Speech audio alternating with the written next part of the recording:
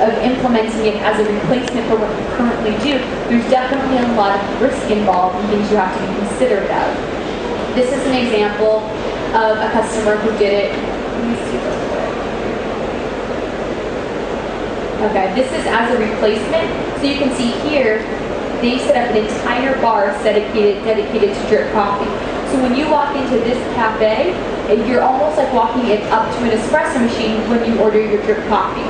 So you kind of set that entire stage. It feels different, so customers expect to wait a little longer. They expect to pay a little bit more. Now, not everybody has this much space to implement an entire section for manual brewing, so you need to be considerate of that. As an addition, small things you have to be considerate of are space.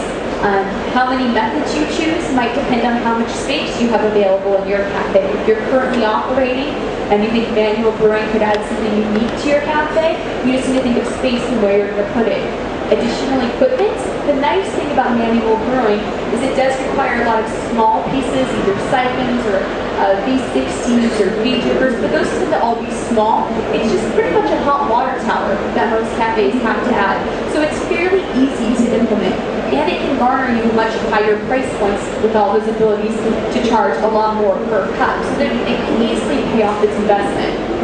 And you don't have to be as price conscious if you're doing it as an addition. So customers can come in every day and get the $1.50 cup of coffee, but have the choice when they're intrigued by something different on the menu by a farmer maybe that somebody recognizes, or a nice micro lot, they can decide to spend $4 today for their cup of coffee. So you don't have to be quite as price conscious on your selection if you're doing it as an addition. So you don't have to always go one way or the other. You can implement them both and make them both work for you. And here's an example of as an addition. So you can see back there, they have their brewing system set up, and then just right up here, they're able to brew by the cup. So they've kind of made it work for both ways, and that's an easy way to do it. You can see it doesn't take up much space at all, really small area. So the other thing is if you're going to implement manual brewing, it definitely requires more training than your batch coffee or your brewer coffee. So things that you have to keep in mind are your ratios. You want to always give your staff starting points, whether you offer one manual brewing method or 5. You want to have starting points for each of those. So a ratio of coffee to water.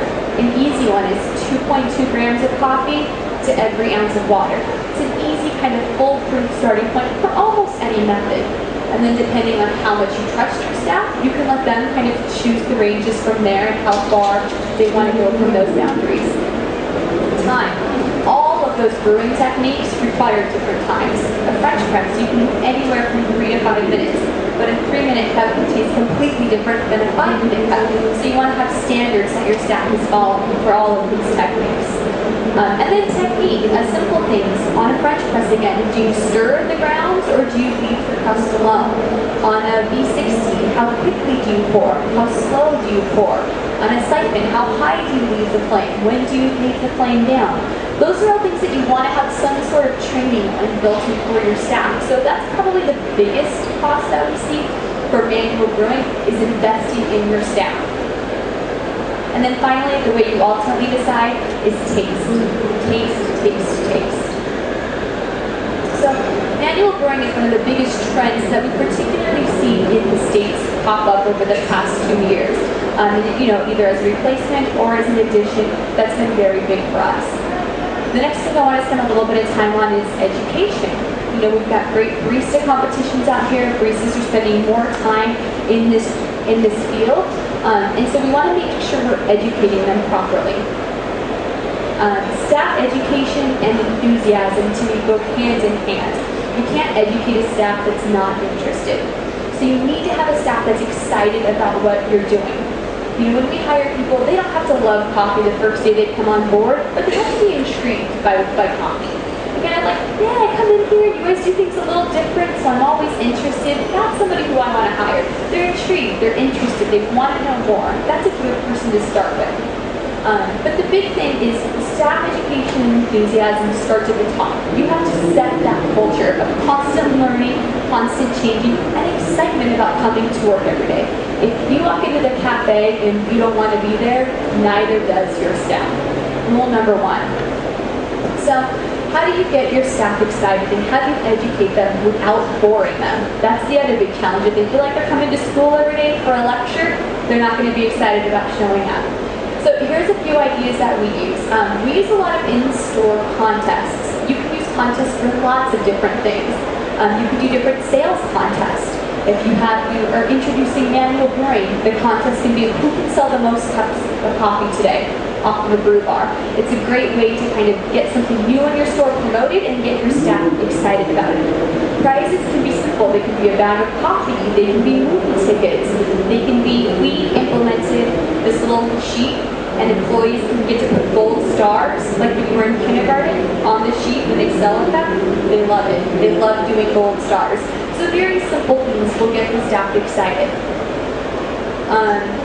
Communication is key. You want to constantly be talking to your staff. They never want to feel like you're a talking head. They want to feel like you're one of them. You're part of what they're doing. So we do not have employee meetings. We have knowledge parties, we call them. And we try and make them fun and a little more exciting. But we have monthly knowledge parties at all of our stores for all of our staff to kind of keep them motivated and finding out what's new.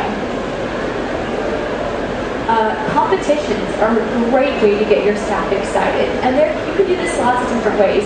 You can do in-store latte art competitions are a great way to do it. So you don't have to always come out here or spend a lot of money to get your staff excited and show off their skills. Customers can be your judges. So you get your customers involved on what's going on, you get your staff excited about showing off their skills. The Copa de Barista is another great example. It's not quite the level of a Barista Championship, but it's a great starting way for your baristas to come in and show off what they're doing. And then you have the World Coffee events, from the Barista Championships, Latte Art Championship, Coffee and Good Spirits, you have cup tasters. There's so many different opportunities. So whatever your staff is interested in, there's probably a competition that they can get involved in some way or another. And if competing is not for them, judging might be a great way for them to get involved. You can learn a ton and you're still involved. It makes your everyday job a little different. So you don't just have to think about competing. There's other ways to be involved as well. And then cuppings. Monthly staff cuppings or tastings is huge. Making sure that your staff is constantly tasting the coffees. When you just introduce a new coffee, it doesn't always do so well if the staff doesn't know how to talk about it or what it tastes like. Because when a customer comes up and says, oh, this coffee's new, what does it taste like? And your staff says, I don't know, I've never tried it. Nobody's going to buy that bag of coffee. So before you release a coffee, make sure everybody on your staff has tasted it and knows about it and can talk about it and make the customers excited about it. That's a really big key thing as well. So this is just one of our in-store competitions. We did a latte art throwdown. So we have, I think we had 16 baristas at this time or something, but easy to throw around. We did it at our Christmas party, and the winner got a cupping spoon. So an easy prize, but it got them all excited. This is a competition in the States, and they do it in a few other places as well, called the Ultimate Barista Challenge. And in this one, it's brewing. So you brew on a Chemex and serve to the judges, and you get to pick your coffee. So we had 3 of our staff compete in this competition. And new techniques, making sure your staff is constantly challenging themselves. We start everybody on free-pour latte art, but we always introduce etching. It's something you don't see a lot of at restaurants. This is a great technique to employ because a lot of times at restaurants, your bartender or whoever's making your espresso drinks, and they're not always going to take the time to learn latte arts, but etching like this is super simple. If you can draw, you can do this very easily. So this is one of those techniques that looks fancy and will blow your customers away, but is very easy to implement and makes your staff feel great about themselves when they serve a drink and the customer's like, oh, that's beautiful, I've never seen that. That's what keeps your staff excited and enthused about coming to work. It's not just appreciation from you, but also from the clients. So finally, the last thing that I want to kind of touch on, the last real big emerging opportunity really revolves around the customer. And this is something that you're hearing people talk more and more about every day is the customer. Educating the customer, engaging the customer. I'm not really big on using the word educating the customer because I don't think that that's our job. So let's first start with, I like to say engage the customer, okay? So what customer engagement is not? It's not lecturing the customer. It's not forcing our wants on the customer, and it's not educating our customer. That's not how we engage them, okay? Think of something that you're interested in, whatever it may be, from knitting to whiskey, anything that you're interested in. You probably didn't get interested because you walked in and they lectured you. You probably got interested in some other way. Maybe a friend introduced you to it or something like that. Coffee's going to be the same way. If customers come in and they feel like they're being lectured to and they just want their cup of coffee, they're not going to be your customer again. So how do we engage the customer and keep them coming back? Well, we need to make sure we're meeting our customers' needs. Perfect example, and I heard James Hoffman give this example. A customer comes in to buy a bag of coffee, and they say, I want a strong bag of coffee, what do you recommend? Well, as a barista, you know that strength really has nothing to do with what kind of coffee you choose. And so these days, more and more in the States and in Europe, we're seeing baristas become off very pretentious, and they're lecturing the customers. That doesn't mean anything to me. I don't know what you say when you mean you want a strong bag of coffee. That's not how we talk about it. And they go on and on. Well, the customer didn't ask what strong means. They said they want that. So they asked for X, and you gave them Y. So what customer engagement is it's meeting our customers' needs, whatever those are. It's building trust with our customers. That's what keeps somebody coming back, is knowing that when they walk into the cafe, you're going to take care of them. Whether they just want their daily cup of coffee, their muffin, or a bag of coffee, you're gonna give them what they want. And then getting our customers interested. Not educating them or lecturing them, but getting them interested in what they're doing, on what we're doing. So how do we do that? Well, we create an environment where our customers are intrigued, obviously. How do we do that? Well, we need to make sure we have a supportive staff. So this falls back on, we do educate our staff. That is our job. That when people walk in, we have the questions there, so when the customers have the questions, we have the answers. But we don't need to give them those answers until they ask the questions. And the more right answers we have, the more questions we'll find our customers will naturally ask, because they'll get more and more interested. But spewing out answers to questions they didn't ask isn't going to get us anywhere. And that's the balance that we need to find. So how else can we engage the customer? In-store events tend to work really, really well. You can do a cupping, an in-store cupping where customers show up and they cup coffee just like we would here. It's a whole different experience, and they don't need a score sheet or anything like that, but just to taste coffee in a new way will get them very interested. To taste coffee side by side will generate that interest again. Demos. If you are selling home brewing equipment of any sort and it's not selling, it might be because your customers don't know how to use it. They're intimidated by it. It looks kind of hard. So simple things like having demos for anything that you sell in the store is a great way to, again, get your customers interested. And then pairings. Pairing up with a local restaurant works really well. So kind of taking something that's very familiar to people, food, and pairing it with different coffees.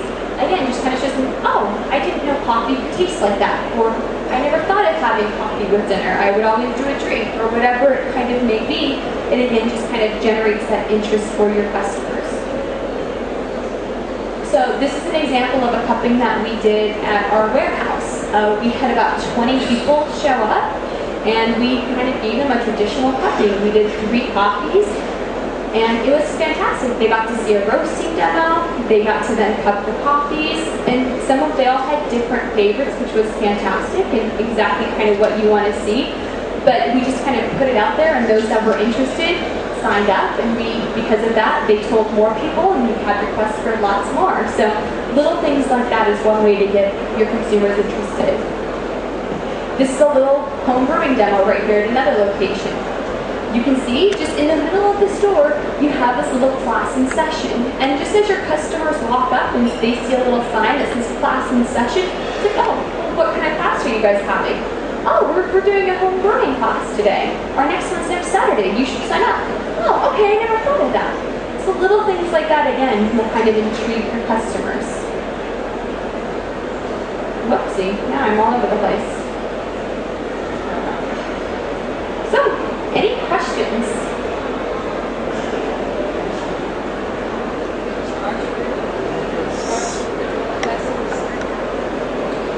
So the question is, do we charge for the lessons? And the answer is yes and no. We do a $5 charge to make sure people show up. It kind of just covers the cost of the coffee. We don't look at them as money generators. Again, we just look at them as building that brand support, that loyalty from our customer base, and to ensure people show up. If they have to lay down just a small amount of money, they're more likely to show up versus if they have to lay down nothing, which is when we started, only about a third would show up. Since we've had people pay, they still fill up the same amount, but 90% show up. So we do charge a small fee for that reason.